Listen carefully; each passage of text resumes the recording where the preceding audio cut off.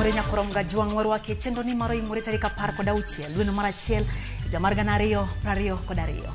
Ramogi thuolo machielo kendo ma wakelo ni weche manyien achiel kachiel kokalo Ramogi TV odiochieng' mar 16 nyaka nega ne chakre. Happy New Year Lydia. Happy New Year Bati. Poka ne wasomo weche manyien kanyakla. Akwayo ni hawi maber kichake ichake gi ruoth kendo mondo tai. In bende jawa matayo ji ni otai kendo mak lweti gi tiendi yore ni duto te nyon mos kama laike mage gai. Nyakoromo gi wan gi mathoth ahinya mwaiko ni odhiambo ni weche manyien mag oimore kikidhi mabor kibedo korwa chakruok nyaka giko dongero kamane mwago ni mokwongo twayud thuond weche.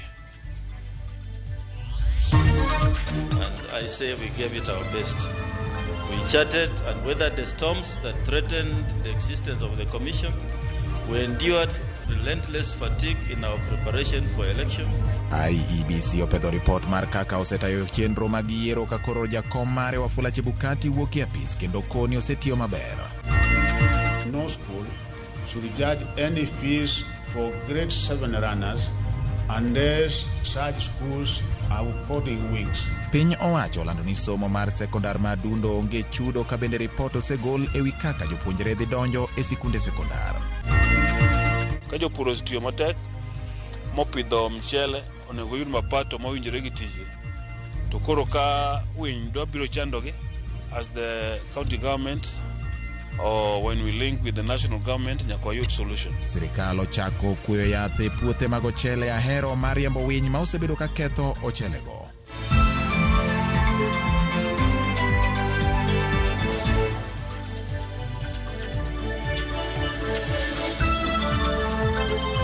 Orwakini machiegni nyakorom ga juang'ero kamano kuom loso thuolo kendo bedo kodwa e chendo ni maro imore e wang' jowi mari miero mar Ramogi TV. E thuolo ni nyakoromo gi nyatudori kodwa e namba 3600 kata namba kata line marwa mar Facebook Ramogi TV Kenya, YouTube kachiel kod Twitter handle marwa en @RamogiTVKE. Machiegni nyakorom ga juang' wantiere kanyo gi Winnie Adoyo maloknwa wechegi ka nyinga Lydia Okeyo. Nyinga en George Bati machiegni. Duol mar IEBC oketa yanga report manyiso kenge mosegoyo tok yiero maduong' ma higa mokalo. IEBC yango ni oseketo mise motegno ne yiero mapacho ka kata odoko ni nitiere midhiero ma pod chando IEBC e tayo chenro mage ka mago riwo koda ka kweth ji matemo chuno IEBC ni odhi ataro mar chik. Jafwambo mar Walter Nyambaga nyakorom ga juang' miyowa report no eyo machal kod ma. Duol mar IEBC kotelne kod jakom ne Wafula Chebukati kanyakla kod riwruoge mok mag piny owacho. Jokanyo mag migepe kanyakla kod joneno mag yiero obiro kanyakla e golo lipot mayango kenge mosegoye weche mag yiero pachoka. Pot mani oketa yanga kod jakom IEBC Wafula Chebukati mana ka odong' ndalo achiel kende to wuok e apisi. Oyango ni moko kuom lokruoge mabeyo moseketi kod duol mar IEBC e kama mago ma oting'o koda ka chuogo apisi mag IEBC e kaunti ka kaunti e kipimo kod kinde mokalo ma kaunti 17 kende manene kod apisego. Chenro mag chiwo tiegruok ne oganda e weche mag yiero e pedho dwaro mag loko chike matayo yiero pachoka. Medruok bende osebede kwan jogo ombulu nyaka 2.5 e kunde mag luto ombulu sani oselak e koda ka pinje ma oko. IEBC okoni ne gitiyo kod pesa matin e tayo yiero ma tarik 9 dwe mar 8 higa mokalo. Ka chenro mag dino rode mag chocho yiero bende ne oketi. Gimedo ni ne gichwalo tipo mag Form 34A e kendo ne okete lela duoko e mbui kama ne jopiny ne nyalo rango gi nyamonge. IEBC okoni ne gitiyo kod apisas mag obila kanyakla kod ute mag fwambo e kaka okenge mabeyo magoyo kang' e yor demokrasia.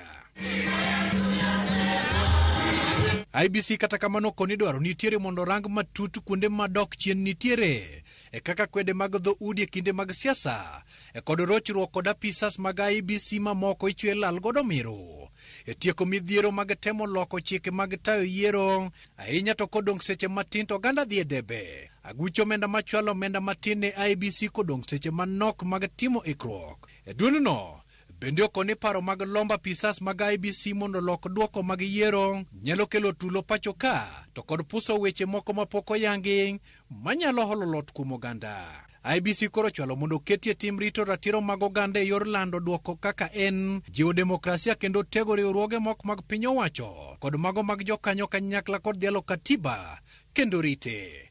Riwruoge mamoko to kod jokanyo kanyakla kod apisi mandiko duond buche mag siasa motelne kod Anderito to kod mano mar Attorney General Justin Muturi opwoyo lipot mar IBC kendo singo keto e tim dwaro mar neno ni lokruogego odhi kare. I also want to note the Dispute Resolution Committee of IBC, which was also inclusive and included the Office of Registrar of Political Parties. We sat with them so that this post-election period, we saw very few cases that related to political party membership. The report affirms IEBC's commitment to open itself up to scrutiny in the spirit of transparency and accountability. We wish our successors all the best as they pick the baton from us to take the elections of this country to the next level.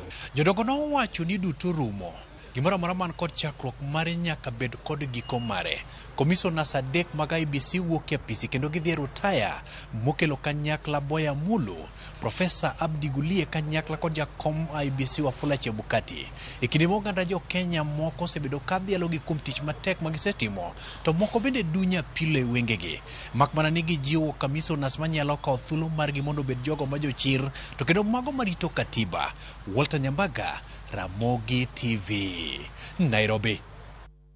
Ramogi kapod wang'iyo mana mago motenre gi weche mag Commission mar IBC ahinya jakom margi Wafula Chebukati. Wayudo ne jakom mar IBC Wafula Chebukati wuok apisa yanga odiechieng' ma kiny bang' tayo duolno mar yiero kuom thuolo mar higni 6.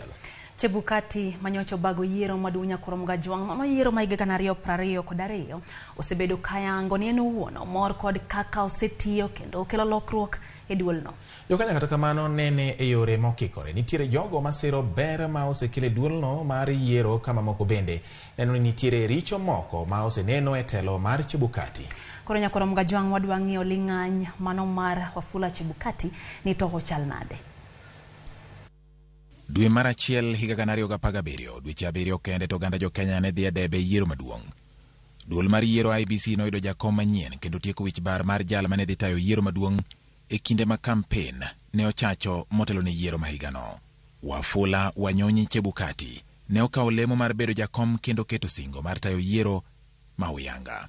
Bang' tayo yiero mare mokwongo kaka jakom mar IEBC dwe mar 8 higa 2017, doho ne oyango ni nitie bodhe chenro mag yiero duto kendo maneno gai mar doho e kindeno David Maraga ne owito oko duoko mar ombuch jatend piny ka IEBC kokalo kuom jakom margi Wafula Chebukati ne omi chik mondo yaw kuku mar duoko ma idendo ni sava. Gino manyaka chiel kawuono oganda jo Kenya pod rito. Ewi ma buka ngesa mar duond bura mar Communist Party of Kenya yango ni mano e both mokwongo mane Chebukati otimo. Kata mano ng'ad bura e doho mamalo miluongo ni Supreme Court mokwongo ne nitie gik mane doho wacho ni Chebukati onego bed ne timo kaka ne weche mag rango sava mar IBC cha. Ibro yudo ni ne warito ni mondo Chebukati oyawonwa sava mondo wanena ng'oma dibed ni mondo timore mondo jo Kenya bed gadiera. To kata bedo ni doho noseng'ado mano, Chebukati notamore. Jagoro maduong' mar Jubilee Jeremiah Kioni okoni kata bedo ni oganda jo Kenya ne oketo geno kuom Chebukati bang' bedo gi to yiero manosetime higni mokalo. Okang' mar jakom mar IBC ng'wonye moko kuom weche yiero omedo nyayo to e chuny oganda jo Kenya. We had lost faith in our electoral system prior to 2010 and even before 1997. And if Chebukati lived to his oath of office and to his qualifications, because his qualifications are those of a judge sitting in the Supreme Court of Kenya, he would have done everything possible within his powers, and he had all the powers and all the independence in the office to ensure that what goes into the Kim's kit, what goes into the server, is left for all Kenyans to see. Chebukati bende sayo kuom riemriwo wi commissioners mag IBC ahinya kotenre kod duoko mar ombuch jatend piny e yiero maduong' ma higa mokalo. Ka in ng'ama telo ne yiero machalo kamano, nego bed ni in ng'ama nyalo riwo jok mitiyogo kamoro achiel mondo sama weche wuok to commission kaka IBC no wuoyo gi wach achiel. Ok ni moko wacho kama, moko wacho kama. Nikech mano kelo to e weche mag yiero. He lacked the managerial skills to put a board together. When you have been given such an important office, you need to give it your full, your best. We would have judged him differently if he was able to bring the other 4 dissenting commissioners on board. And as they were announcing the elections of 2022 general elections, he had time to have gotten a consensus. He needed a majority of the commissioners on his side. He needed only one more. What did he do? He brought a minority report, filed it, and it is a minority report that has been left to guide us as a country for 5 years. Jeremia Kioni bende koni Chebukati ne owinjo som kaka mane en ogai mar doho Willy Mutunga ne otimo mar weyo apisi chon. Kar chunjo e kom nyaka odiechieng' mogik ka weyo IBC ka okengore maonge kore gatache. Justice Mutunga did when he was appointed as a Chief Justice, the first under 2010 Constitution. What did he do? When his tenure came to an end, he left office 6 months ahead of date of exit. And he allowed the Judicial Service Commission to advertise for the position of the Chief Justice of Kenya when there was no vacuum. What has Chebukati done? He's left it until the last minute. He has now left without a chairman to the commission.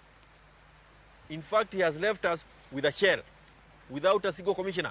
Kata obedo ni nyalo dir kuoyo e wang' Chebukati kuom both manotimo e kinde mare kaka jatelo mar IEBC. Buka Ngesa koni chung' mare motegno ahinya e kinde walo jochung' e kom jatend piny Kenya yange kaka jatelo mani kod chung' mongirore. Gima nyalo wacho ni strength mar Chebukati en ni onyalo withstand pressure. Ndalo ma itimo clearance mar jok monego bed ni chung' mar bedo ker mar Kenya. To ne ong'ado bura ni ji 4 kende emokalo ratil mar pimo jok madhi kalo mar nyalo dhi ombulu. Koro bang' mano aparo ni koseng'ado to ne wantie gi jal moro mane chung' ma bende nobiro gi crowd ne kanyo mathoth.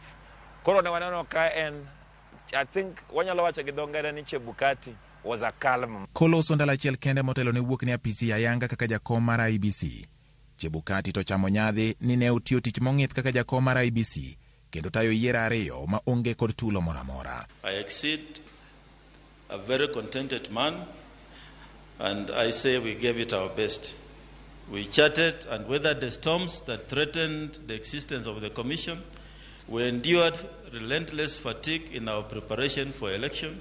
We mustered high courage to overcome perils of democracy, and we delivered the sacred will of the people of Kenya.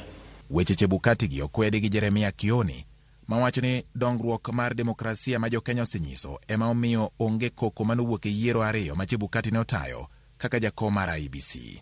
If it was not for the maturity of Kenyans, during those 2 general elections, this country would have seen the worst of fighting than we ever saw in 1992, 1997, even 2007.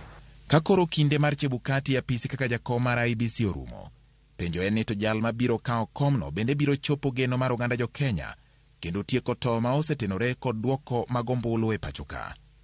George Bati, Ramogi TV. Kwaya mago motenre kod yiero nyakoromo gajwang' wang'ie mago mag somo kama gikone to jopuonjre duto moheo 1.2 manotimo penj mar KCPE yango skunde mag sekondar magibiro riwore godo e klas 9. Jatend migawo mar somo yango ni skunde mag sub-county ema oyudo kwan mathoth mag jopuonjre. Migawo mar somo lando ni dhi tudre gi mano mar rita neno ni jopuonjre ka japuonjre odonje sekondar. Joyce Oduor nigi ler mathoth. Kogolo ayanga lipota mar kaka jopuonjre biro riwore kod klas 9, jatend migawo mar somo Ezekiel Machogu wacho ni jopuonjre oyiernegi skunde magibiro riwore godo e yo maler maonge mibadhi. The placement was based on choice, merit and affordability of places.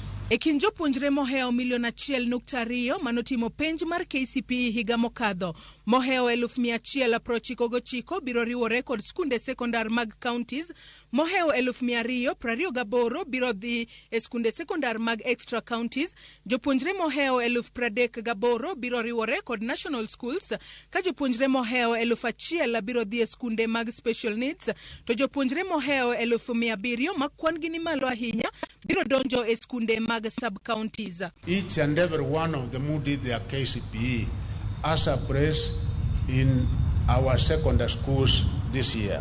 The special needs education candidates were also placed in the regular schools of their preference, while others were placed in special schools based on their disability categories on merit and choice.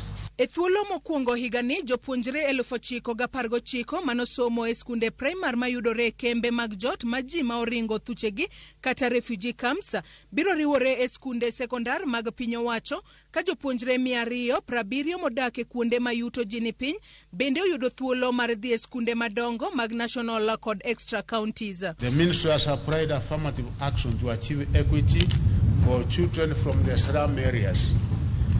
In this year's selection, 270 students from slum areas were placed in national and extra-county schools of their choice. For the first time, the ministry placed 9,019 runners from primary schools located in the refugee camps in public schools. Machogu owacho ni jopuonjre moko nokoyudo kony e kinde yiero skunde mag sekondar, gino momiyo kwan jopuonjre mathoth mokalo nooro kwayo mariwore kod skunde sekondar kaka mar Kabianga High School, Nanyuki High School, Nyandarua, Pangani Girls, Maseno School, Alliance Girls, Nakuru High, Kapsabet Boys, Mangu High kod Butere Girls, gino momiyo jopuonjre mathoth ok biriwore kod skunde manegi yiero. I've taken the 10 top to indicate that there are schools where almost we get so many applicants and yet the vacancies, the capacity for that school is so few. The results of the above means many candidates will not get their choices and have to accept that it is not possible to be placed in your dream school. Migao mar somo oyango ni biro ti kod NEMIS e rwako jopuonjre e klas 9 ka jotend sikunde bende onyis mondo kik ket nying nyathi mapok onen e skul e NEMIS. The ministry will use the NEMIS platform for efficient and effective management and monitoring of runners in the school system. In this regard, principals will be required to file accurate daily returns on the status of reporting to schools. Principals are directed not to admit students on NEMIS before they physically report to the school. Ewi chulo omenda mar somo, Machogu okwayo jonyuol ma nyithindgi biro riwore kod skunde mininde mondo chukre ochulo omenda mar fees komedo ni onge medruok moramora e omenda mar somo kata fees. Public secondary school fees for the 2023 academic calendar year will not be changed and will remain at Kenya shillings 53,544, while that of county and extra-county schools will remain at Kenya shillings 40,555. Jopuonjre duto manotimo penja mar KCPE higa mokadho biro riwore kod skunde mag sekondar kochakore tarik 6 nyaka tarik 13 dwe mar 2 higani. Ka tarik 2 dwe mar 3 onego yud ka nonro mar jopuonjre duto modonje e form 1 oseket e NEMIS. Joyce Odur, Ramogi TV, Nairobi. Kapod wane magontenre kod weche mag somo ni onge skul mora mora mar sekondar madundo ma owinjo ka omenda mag somo kuom jonyuol mag jopuonjre mag grade mar 7. Manchik mogol gi migao ma somo ma oyango ni somo mar junior secondary iyudo nono ma onge chudo mora mora. Kaka jafombo marwa Judith Omondi lero, jopuonje mag sikunde primary dhi tigi moko kuomgi rino fuok mar nok mar jopuonje ma owinjore opuonj junior secondary. E kinde ma jo grade mar 6 riwore kod grade mar 7, dwaro nitie mondo ging'e kaka ne gitimo e penj mar KPSEA kata obedo ni gin penj ma ok dhi tigo de choro gi nyaka e grade mar 7. Jatend migao mar somo Ezekiel Machogu olero ni kochopo odiechieng' makiny jopuonjre go winjo bed ni oseng'eyo kaka ne gitimo e penj go mag KPSEA. Duoko mar penj ni biro chalo kod ma onon gi rang'iny 3, somo ma ok ochopie rang'iny midwaro mantiere rang'iny mane piny mogik mochopie rang'iny midwaro kaachiel kod mokalo rang'iny ma idwaro. Kendo migawo mar somo kwayo tend skunde mondo riwre kod bod mag skundego mondo mi gichwal paro mar uniform manyien ne jopuonjrego. Kama duong' to en ni onge skul moro amora ma oyiene kawo omenda mar somo kowuok kuom jonyuol. Piny owacho biro chwalo omenda mar mobilion 9.6 ne skunde duto kuma nyathi ka nyathi biro yudie silings 15,000. In total, the government will spend Kenya shillings 9.6 billion for the runners in a junior secondary school this calendar year. It therefore means that no school should charge any fees for grade 7 runners unless such schools are reporting wings. Bende koro giyie mar tiyo kod jopuonje mag primar man kod lony madwarore e puonj jopuonjre mag junior secondary. Ma en moko kuom yore mag dino bugo mar jopuonj, ahinya to kaluwore ni duol nosingo mana mar ndiko japuonj achiel e skul ka skul. We have quite a number of graduate teachers based at our primary school level, and those teachers that are already in primary schools who are graduates will be teaching in junior secondary schools. We vet that teacher who has higher qualifications and has all the prerequisites to teach in a secondary school. What will happen is this teacher then will not teach in primary school, and therefore it means if the load, the average load for secondary school, since we have not changed that as now is 27 lessons, that teacher who has been picked then will just teach the 27 lessons in the secondary school and will not now be expected to go back and teach in primary school. Kata mane kindegi ma odong' mana jumbe ariyo to jopuonjre gi donjo e skul, duoko malong'o e wi lai mar somo kata syllabus ma jopuonjre gi dhi tiyogo pod onge. Mashogu koni pod girito yo malong'o kowuok kuom aput mane oyier kod jatend piny Kenya mondo rang weche somo. The Minister of Education is awaiting the recommendations of the Presidential Working Party on education reforms regarding the curriculum for the CPC to inform any needed changes in the content of all levels of learning. Mashogu okoni gisechako timo ikruok makare mar neno kaka igero laboratories, mak mana ni nyaka koro tend skunde los yo makare ma jopuonjrego biro konyorego kokalo kuom skunde mag sekondar mantie machiegni kodgi. We are also providing ensuring that the laboratories are in place, and for the time being, as we are in the process of doing them, the neighboring secondary schools where they are available, they will also be used while we are in the process of ensuring that each and every school has the required facilities. Weche mathoth osebedo kaluoro sekta ni mar somo ahinya to kotudore kod donjo mar jopuonjre mar grade mar 6 nyaka e junior secondary. Jatend migawo mar somo Ezekiel Machogu kata kamano singo ni duto biro dhi makare kendo bang' dwe achiel obiro duogo mar golo report ewi kaka somo dhi nyime grade mar 7. Judith Omondi, Ramogi TV, Nairobi. Kok tenge mago mag somo nyakorom gajwang' wang'ie mago mag siasa kama limbe ma jatend piny Kenya William Ruto e counties ariyo makaluo juma mokalo medo nyuolo paro mopogore opogore. Jopiny ogolo pachgi ewi limbe no manyo kelo geno ni dongruok dhi chopo kaluo kata obedo ni ne ok gisiro piny owacho lwedo e kinde yiero mokalo. Ndalo machuok bang' limbe mar jatend piny Kenya William Ruto e county ma Homa Bay kod county ma Siaya, jopiny gwenge makaluo ogolo pachgi kaluwore gi limbe no. Gimanyo Lieutenant President okobiro i headquarter wa Siaya. Nonego bedo biro headquarter ma Siaya to Siaya pong to neno kaka Siaya chal to medo rengo tich to wagero Siaya to dhi mbele. Moko kuom jodak go nyiso mor margi gi limbe kod rwak mane jatelo no yudo e counties go. Winjo ko wacho ni Homa Bay County ka nomiye just 1%. Maendi is an opportunity modhi redeem godo Homa Bay County. Magik mano promise go nyaka timo mondo mi koka jo Homa Bay County obed kode gi yie. Kata kamano nitiere gombo mag dongruok moko kuom jodak makaluo nyiso makoro gigeto ni biro chop kare ponono jatelo no duogo kendo e piny luo. Siaya ka waonge kata university mo wan go polytechnic institute kende e Siaya County li Siaya headquarter ka duogi miwa kata university moro achiel nikech agriculture manoba mochako be tinde odoko lal. Dwaher mondo halo dongi kaka nyonego beno yawno chiro Yugis ko yie to duogi mondo business thrive kamora mora e Homa Bay County. Moko kuom jodak go nyiso to margi chopo singo manochiw gi jatelono ahinya mago mag dongruok ka koro gisundo tend county mondo lo machiegni ahinya singo go mar neno ni gichopo kare. Pod wan ka josia waonge koda yie ni gigo nyalo timo nikech wasebedo gi presidents mang'eny gi jotelo magwa kata gavana mano ayo kata mantie sani to ne wakwayogi gisebedo ka gichiko mang'eto chwe makotimo koro ana kwa jatelo ni kobiro Siaya kata idi mano timo nwago olugi kiko wacha to doko weyo gi kamano. Koro gimwa rito makoro dong' en ni oket gigo e tim kiko wach gi dhoge. Ang'eyo ni gavana Mr. Orengo biro fuate mondo oketnwa gigo e tim.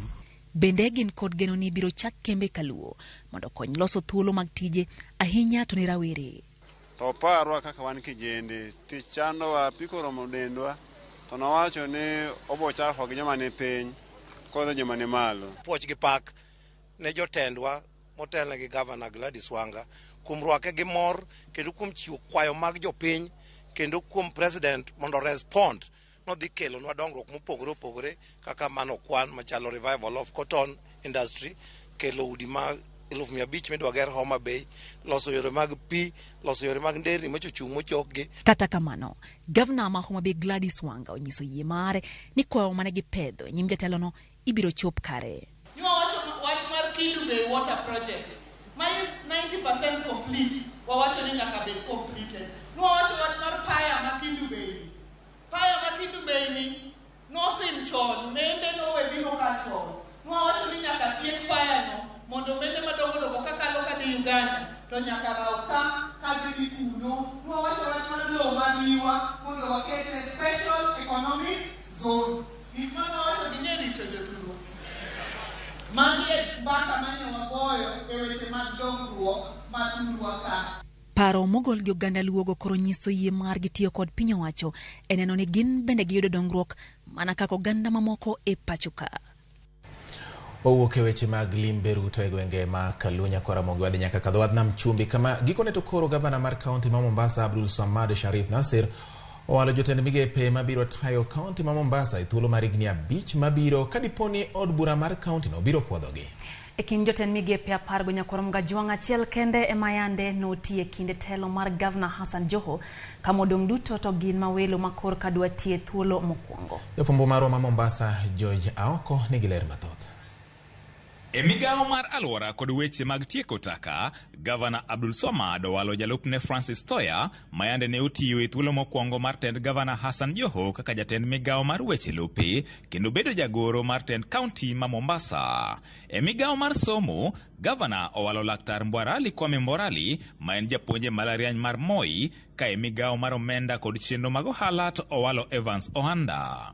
Swaba Ahmed Omar owale migawo mar thieth ka Daniel Otieno Manyala to owale migawo mar yore mag wuoth. To e migawo mar pi kod lokruok mag kor lwasi, Nasir owalo nyadendi Emilia Chengo Kelo ma en rawera ma jahigni 31 ka e migawo mar weche lope gedo mag udi to kod dongruok mag bombe to owalo mane en jating ndai mare Mohamed Hussein Mohamed ma bende ong'ere kod nying mar Amado ma en rawera ma jahigni 32.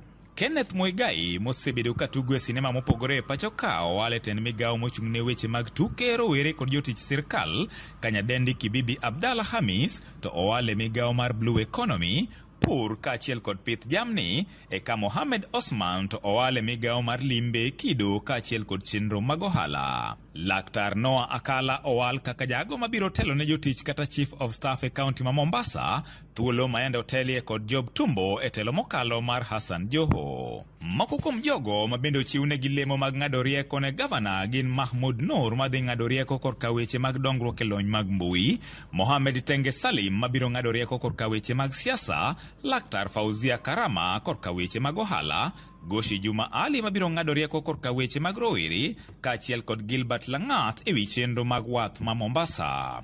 Juma moko mabende pod ne gi lemo gin Peter Opondo Otieno mane owal kaka jakome agucho muom mideno ni Mombasa County Consolidated Revolving Funds kaachiel kod Julia Sowino mowal kaka jakanyono e board marango wach chike matayo weche mag kuong'. Jotelogo koro biro chopo e nyim kamati moyiedhi e od bura mar kaunti ma Mombasa mar nonogi kaeto bang'e puodhgi gi od burano eka gichak tich. Gimomora ni wan kaka ogandawa omiyo walemo moko 2 3 kata 5 ma mano nyiso luor ma en go kodwa kendo mano en pak. Koro gimotemo kwayo jodalwa moyiergo mondo gibed ni gitiyo ne oganda, kech gavana ok wanyal chopo ire waduto. Gavana oketo kanyo mondo gikonyo oganda wa mantie Mombasa kae. Aneno ka Sarifo timo kaka nowacho nobiro hakikisha ni cabinets ge obiro kete kabinde te mane Mombasa ka. Taneno ka kabinde mane Mombasa ka oketo te makabila mogolo oko en maonge Mombasa ka. George Aoko, Ramogi TV, Mombasa. Wateri nyake kaunti ya Migori Nyakoromoga Juang kama moko kuom MCAs magod bura ma Migori no balo kod twak ma oyiedhi mano oluonge gi tend od burano. MCAs go ramo ni nyaka chwalnegi omenda mag basari to kod yudo hola mag nyiewo nyamburko e kind dwaro mamoko. Reporter maramo Migori Juma miyowa ler mathoth koya kaunti no ma Migori. Kao kalokum boke ma pacho kae, odwani ma Migori ne oluongo bura ma oyiedhi chakre saa 3 kod nus mar okinyi. Moko kuom gigo eko mani okete obokeni en paro mar golo oko jokanyo mar bodno mochindiko jotije e kaunti ma Migori. MCAs malo 30 ne chopo wangsa kabile kane ogo kot mondo gidonje mondo gichak twak ne gichung kar tiendgi e oko mar od burani ka giwacho ni ok ginyal twak nyaka kongi gimomiyo pok giyudo omenda mar basari ola mar nyiewo nyamburko kaachiel kod moko. Kuongo en wach basari. Kaka basari ung'e ni okonyo nyithindo man kie, jomo chande gweng, nye giseng'eyo we are the laymen, wane joma nie grassroots. Mano nyiso gi ni basari wadhi miyogi. Kaguru gik nyaka sani ok gine dalili mar basari. Samoro chuno wani wabiga piko e kichupe ng'owa ka nikech ka loan manuje bene wayudo pok wayudo nyaka ng'owa nyaka sani. Okang' ma jalup Speaker Matthews Chacha kod jatend kweth maduong' e od burani Ken Ouma mar temo wuoyo kodgi mondo gidonje twak ne ogore lwanda. Ne ochuno jalup Speaker mondo nodhi nyime kod twak e od burani kod MCAs tanja mane oyie ma donjo od burani. Kweth mane obalo kane oneno ka wechego mag twak ne dhi nyime od burani ne gimonjo od burani mar temo rocho chendogo mag twak. Kaka members respect nyaka bed both sides. So gimosetimore floor sani en illegal, must be challenged. We shall do it the right way. Jalup Speaker kata kamano ne odhi nyime kod twakni ma orumo kabende lipod mar dwaro thicho oko bod mochundik jotije e kaunti ni ma Migori ni losne kamiti madhi ng'iyo wachne. Kata bang' tieko twak e od burani, pogruok pod nodhi nyime e kind MCAs e oko mar od burani. MCAs go mane obalo kod twakni ne oramo ne gineno matek e lwet jopiny ka utende kod omendano mar basari obende nyaka sani koro pok ogol. Communicate to all members mar assembly ni manyiso gini we've made arrangement with the department. The bursaries were to be collected on Monday, in last week. Nyaka sani onge official communication mose biro ne an kaka chair. Kendo nyaka sani folk forms go obiro to ne wagombo ni forms go dhi mapiyo mondo wang'e the guidelines and procedures modhi chiwo godo forms go mondo sami yaw skul to nyithindwa timo ng'owa oyud nikech wadak e miere madhiera ng'eny. Kweth mag MCAs mono dhi nyime kod twakni ka otelnegi jatend kweth maduong' Ken Ouma ne oramo ni moko kuom MCAs ne itiyo godo mondo korochi chendono mar twak. Nitie chik to ka nitie chik speaker ema control ot koro sama ne ot kanyo ka members onyise pachgi to ber ko winjo adiera en mana ni samoro nitie wich rach moro ma ka ji kelo koro ji ok winjre but adiera ma nitie en ni ji to sani winjo marach. Weche mabedo gi wabiro loso duto ji obed abeda gi kwe gin gik manyaka timre sama wachako ni wan mana gi dweche 4 nyaka ne wadonjo assembly ka. Mokumbe MCAs bende ne obalo kod twak ma odiechieng' ma kawuono koro ramo mokum jotendgi koro ok tinigi e yono makare ka bende nyaka sani koro gichako chenro mar choko sei mar gologi oko. George Juma, Ramogi TV, Migori. Endaka pradek gariyo Nyakoromoga Juang bang' sadek marotino chendo eno yumorero kamano kuom medo kete mana kai Ramogi TV. Noka ote biro mopogore kalure kod weche manyien ma wakelo moro maro Nyakoromogi ni okiwewa kendo in kod weche manyien mag oimoro otieno ni. Bateno kanyo kod Dhiambo Pola wacho no mora inyagi Ramogi TV kendo wacho ni ntiere wach momako chunygi apani e gwengi kocha mabende nyaka ang'no watimne nonro koka wanyalo wache yamo. Jonapidi kantiere Mbakasi wacho kanyo nitiere e chenro kendo winjo makare to wacho ni en to Chebukati. Ong'e mana ni Jehova Nyasaye ok nindi to bura ibiro ng'ad e polo kaluwore gi timoni. Haya, Jairo Jika mano Junior wacho ni embe nitiere chenro kaka pile bati. Ero kama na Lydia, Winnie Mboya jopuonj to wacho ni Homa Bay oloko ne Migori dhoch mar MCAs gi ywaruok e od bura margi. Kasto Jacob Mutiende mar Ojola, Kisumu West Sub County wacho ni neno maler ahinya tij iwuon okipaki kendi kata tij iwuon okipakri kendi iweyo jomoko mapaki. Chebukati owe pakore owuon. Bende aneno Koboya Eric mano kawuok Luanda wacho kanyo Luanda Konyango Ramogi chope o makare kendo gin kanyo gi Naf Wuda Dhiambo giduto ikete mana kera mogtimo. Tis Nyakwara Wade wacho kanyo ni embe ntiere kodwa chendo kanyo ntiere Sindo Mwalo kendo wacho ni weche manyien chopo ne geyo makare. Awasi berane no kanyo kan ntiere kodwa Musa Obaro Nam kan ntiere Siaya Doyo Nyagingo bende wacho ni en bende ntiere kodwa Goreti Awuor Nyaradega bende wacho kanyo ni ntiere Migori Town oneno wa makare to wacho kanyo ni kajo nyuol wach school wacho ni wach yiero mar skunde miyo jonyuol wich bar kata kamano wacho ni duto waweni Nyasaye. Kaso kaendi Wilberforce Otieno nitiere gwenge mag North Kanyamkago wacho ni weche mag goruok e county ma Migori is a total disgrace and disrespectful to jopiny mano yierogi. Chebukati 2017 ne otelo ne null and void. Kasto team 2022 otelo ne team Mamaro Hotea.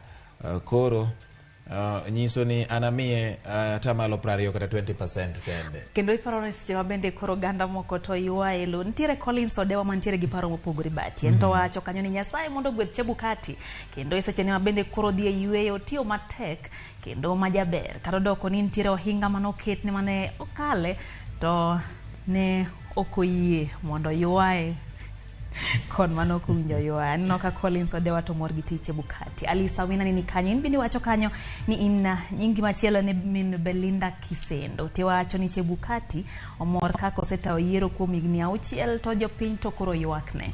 Bende wach mowuok kuom piny M-Pesa Maria to wacho ni yie ni duto rumo. Chebukati bende koro tiko tich aworo sana maana nika kutiko kamano. Henry Omondi to wacho ni kwach ni hapa ni nyingi bati wacho na no yo makare ka intire Kitale kendo wacho kanyo ni Karsom Junior Secondary kanyo wacho ni pinyo wacho more ahinya kendo wacho ni koka Chebukati to komor kaka notiyo miyo wacho ni ento duto kao to wene Nyasaye onyiso Nyikwara Mogi ni bendo kao mago mag Chebukati okete tie msalap ruoth. Nyakwara Mogi weche thoth satin to nikech pod wan gi saa moko wan gi thuolo mar mondo wasomo te magi kemedo ndiko no namba 360 timano kotenre gi weche manyien ma wakelo ni otieno ni weche manyien mago imore mokwongo kawa ni yweyo kawa dugo pod wan gi mathoth ahinya kikidhi mabor.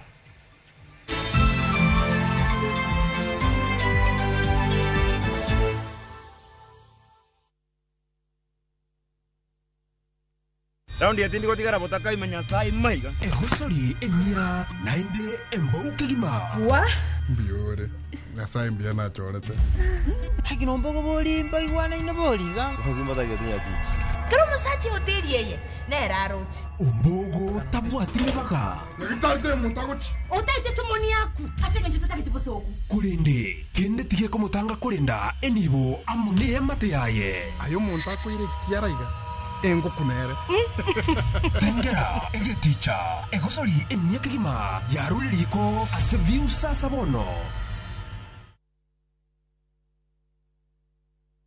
Shabake's Premier League's jackpot. 6 Premier League's games. Cheza na 8 ball. Shinda 100k daily. Tuma neno PJP kwa 29063. Not for persons under the age of 18. BCLB license 416.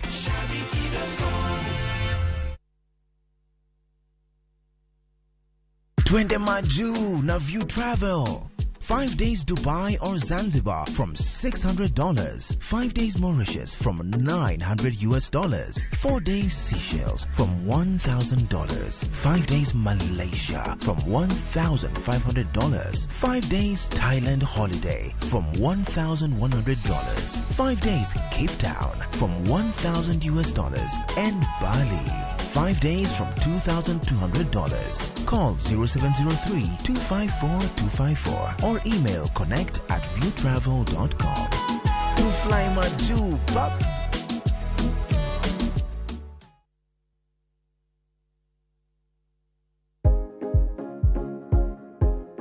Yuoye wich mang'ich mos kaitang' ni mar yie wich makamago gin mayom yom kendo nyalo chote yo mayot.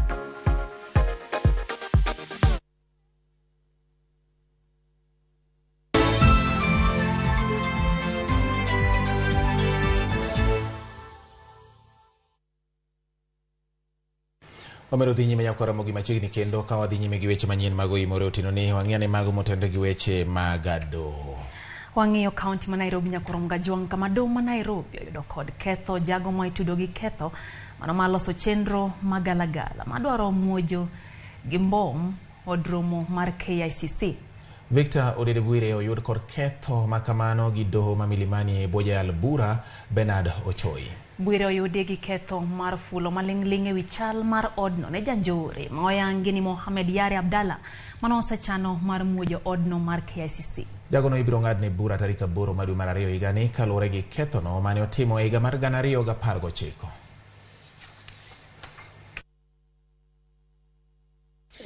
Charge had been proved as an overt act had taken place. That the accused had been instructed by his cousin Elgiva Bwire to open a Facebook account through which he could receive instructions, and this happened, and the accused put into motion the instructions on surveillance. He received payments for the same. The accused thus collected information on behalf of Mohamed Yare Abdalla for purposes of committing a terrorist act at KICC. Wadhinya kaunti ma Kisumu wang'iye mago mag pur nyako Ramogi Jwang gikone to koro en fungruok ne jopur mchele ma hero e kaunti ma Kisumu bang' chenro mar kuo yadh winy chakore otieno manyoro. Chenro no otele gi tend kaunti ma Kisumu ka koro jopur ni kod geno ni chenro no biro tieko midhiero ma gisebedo ka gikaloe. Otieno mar chieng' Jumapil. Chenro mar kuo yath mariembo winy mosebedo ka kelo midhiero ne jopur mchele mahero no chakore ayanga.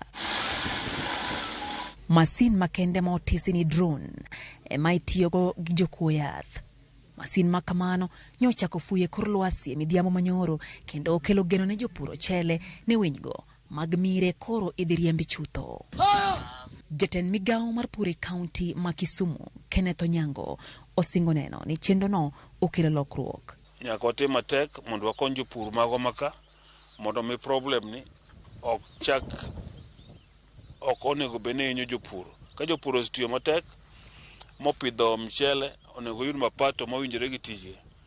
To koro ka winy dwa biro chandogi as the county government or when we link with the national government nyaka yud solution. En midhiero ma jopur osebedo ka kadhe kuom kinde malach ka thothgi osebedo ka ywago lal ma winygo osebedo ka kelo. Winy osenyuol e namni mopong' thich. Onge faida mwanyalo yudo e wach mar puro michele. Wapuro ne winy to winy kawo dhigo, winy dhi nyuolo go nyithindgi to wadong' kwatho. Michele wapuro gi pesa mang'eny, fertilizer okawo wa pesa mang'eny, sani wathagore. Kaka watimo onge nikech winyo chamonwa michele. Kuom thuolo malach, nyithindo, mine kod jodongo osebedo ka ywago reyo e wi mano ma giwacho ni ywaruok mar tend kaunti ma Kisumu e kedo gi winygo. Winyo ne ogo gi mitoka, winyo ne ndege biro to ringe nam kadidek, to nego winyo, to koro sani giseketo ochandore, to nitie ng'ato ni fa ofesa.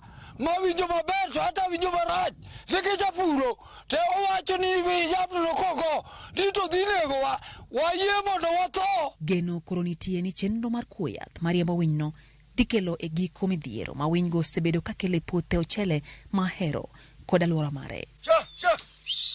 Lydia Okeyo, Ramogi TV. Jodongo mawuok Kaluo kotelnegi kod jatendgi Nyandiko Ngadi owuok oko mar neno ni odwok kido kaachiel kod timbe oganda Luo ma osebedo kalal e kinde ma osekalo. Achiel kuom mago en miel mar Ramogi ma oganda moko dendo ni miend kondo. Sharon Ong'ao miyo ler mathoth ewi wachno. Miel mong'ere kaka kondo, jomoko bende dende ni Ramogi dance, en achiel kuom miende ma ong'ere ahinya e kind oganda Luo. En miel mani mielo gi jodongo e kinde mana girwako welo modhial. Miel makamano bende ne isidho godo jodongo e kinde nyasi. Kae jodongo wuok oko ka rombgi mar duoko kit miendno kaka yo mar nyiso luor e nyasi mopogore opogore. Ongeli en ng'ato mane jaluo midhiye mok dhiang' oringo. Omiyo ma guri ng'ama chon moncho nyuol chon nyaka dhok rengi. Koro onge keth moro korka kanisa onge kiko jaluo kata imna pasta marwa mae ni mineno wakoni kamoro ka wang' jo obedo piny kamoro wanyalo tedo kata buche. E okang' mokwongo e gweng' ma Kakwa Ajuok e kar chung'od bura ma Karachuonyo, jodongo ne obago nyasi mokwongo mar dhialo kit miendno. Miel mosebedo ka duono kuom thuolo mar higni 40 mosekalo e gwenge ma Kaluo. Miel makamano miel e nyasi mar ik mar Benson Nyang'iye, achiel kuom jodong Luo e gwenge ma Karachuonyo. Okang' manenore ni dibede ni miel makama duogo kendo. Miel mar kondo en ni joluo nong'eyo ni tho gimoro marach to kendo kobiro to nego riembe mondo kik ochak oduog kendo.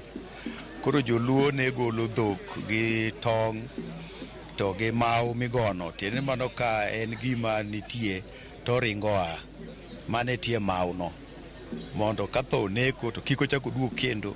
Koro mauno ne riembe, mane momiyo wabiro gi dhok to kendo wadhi gi tonge to kendo ji ochuo kondo mar nyasi mar joluo.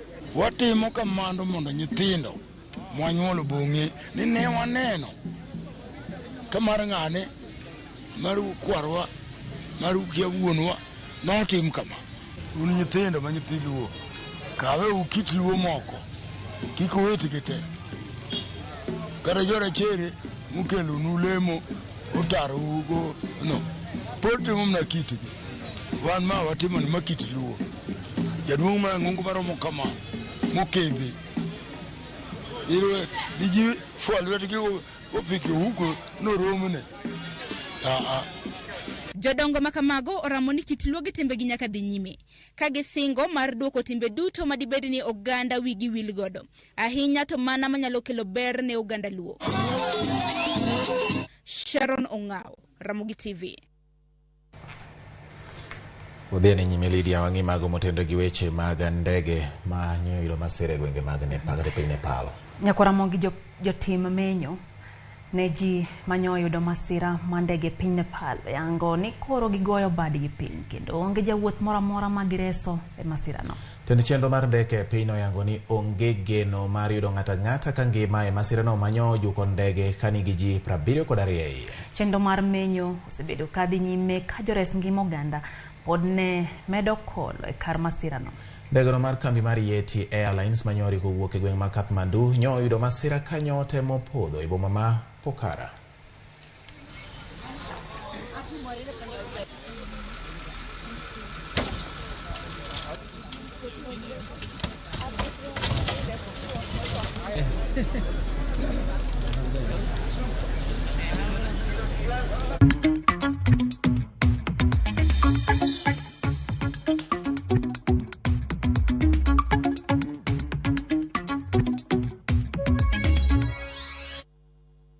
Odonjo weche mag ohala kama jagoro mongirore migawo mar pi Kiprono Rono ochiwo siem ne weg orak ma omi ting' mar gero kuonde pi kaka yawo kod mamoko.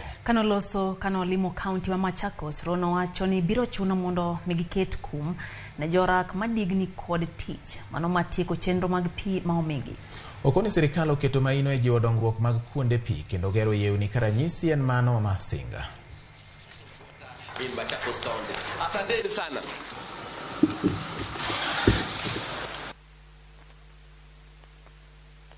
Asifiwe tena. is a great PS for water. As we move across the country as Ministry of Water, we'll be inspecting and checking on those particular water programs. If we get a contractor who is also unnecessarily escalating the prices, or the work is done very poorly, and they keep on asking about variation, site contractors need to be blacklisted. Yes. This Masinga Dam needs to be upgraded. And we are putting money to upgrade Masinga Dam to provide 18,000 cubic meters, which is full capacity from the current 11,000 cubic meters. And then we bring quite an amount. We add the water quantity to Machakos County and then also to Kitui County. This project is currently being operated by Kitwasco, which is a water service provider owned by the county government of Kitui.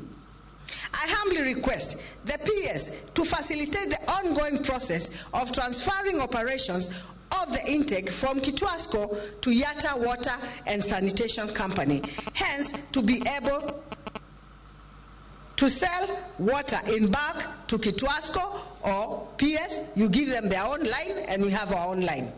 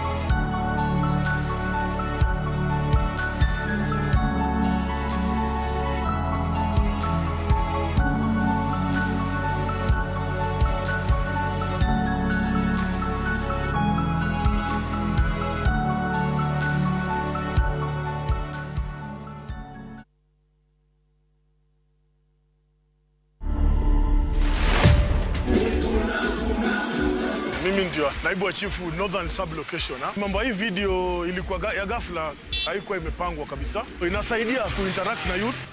Kama tuseme kama kuna shida ile mambo ya youth wanaficha.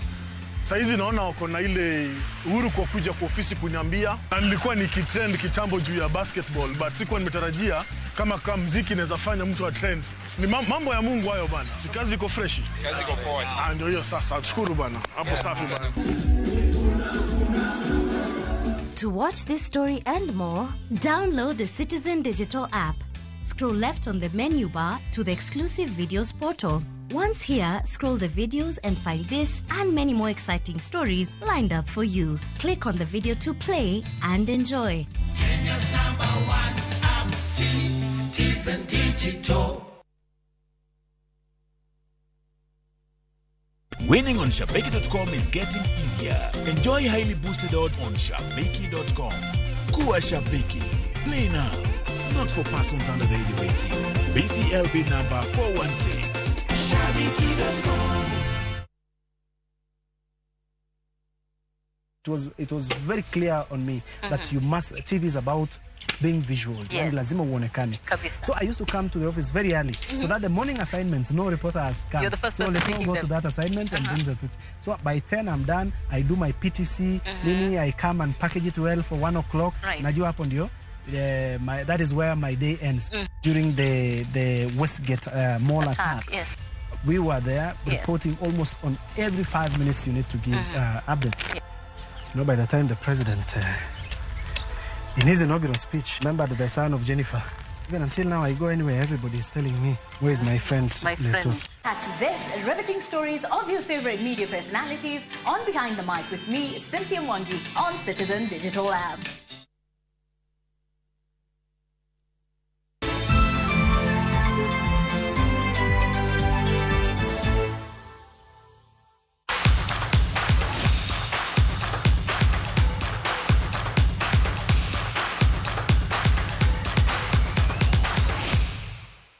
Machiegni kendo nyakora mogodani wowuoth kodi kore pe mag tuke mopogore opogore weche manyien mago imore. Wachogi kaunti ma Kisumu nyakora mogajuang kama piny owacho ikore mar tieko gedo mar lap ma Kisumu Conventional Center mantiere lap ma Jomo Kenyatta International Stadium manontiere Mamboleo. Jatend migawo mar tuke Babu na Mwambe ote ma osomo maonde kod jalup jatend piny Kenya Rigathi Gachagua yepo mar tuke ma Kikoska oyango ni chenro makama biro loko chal mar Kisumu kendo jiwo weche mag tuke. Motol ne governor ma Kisumu kara motol ne mano nyakora mogajuang governor ma Kisumu Professor Peter Nyang'nyong'o nokwa piny owacho mondo orure mapiyo tieko chenro mar gedono. Tuke ma Kikoska biro dhi nyime e boma ma Kisumu kuom thuolo mar juma achiel kochakore odiechieng' ma kawuono.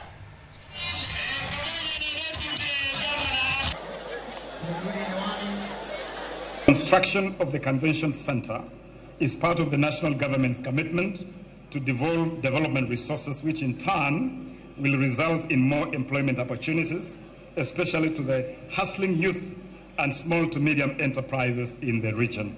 Indeed, the Convention Center will promote diverse business activities, leading to spiral rejuvenation of the Lake region's economic well-being. I give assurance that this project, which is under my office, will be completed in time to contribute to the government's immediate objective of economic turnaround.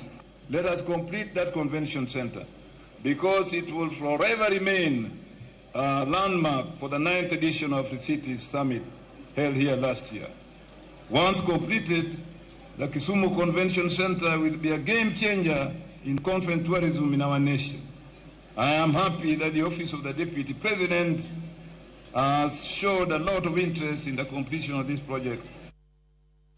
Jaod Ramogi Irin Mayaka mawuok e kaunti ma Nyamira oyawo chenro mar piem kata tournament e kaunti ma Nyamira kuno. Jatelno chako tukego kaka mag jiwo talanta kendo golo rawere timbe ma ok ni kare. Ka oloso nyasi mar yawo tukego e boma ma Nyamira, Mayaka wacho ni tukego biro konyo rawere bende e medo jiwo chenro mag pith mag yien kaka yo mar kedo kod oro.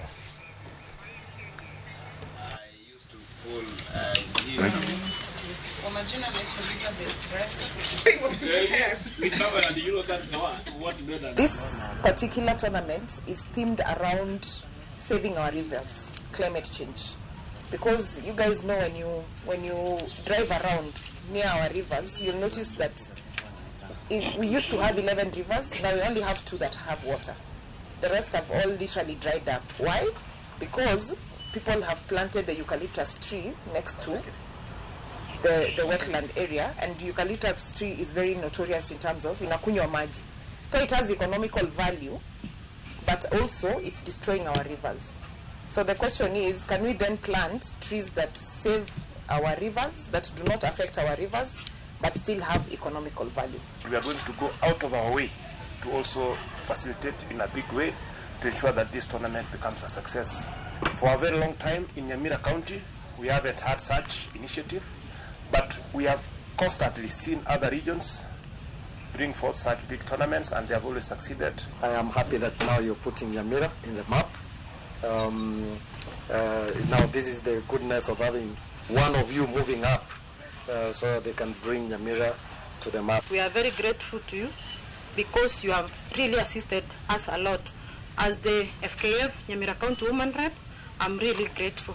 You have assisted our girls, and this initiative, I'm very sure it will assist them so that they may go great in matters football.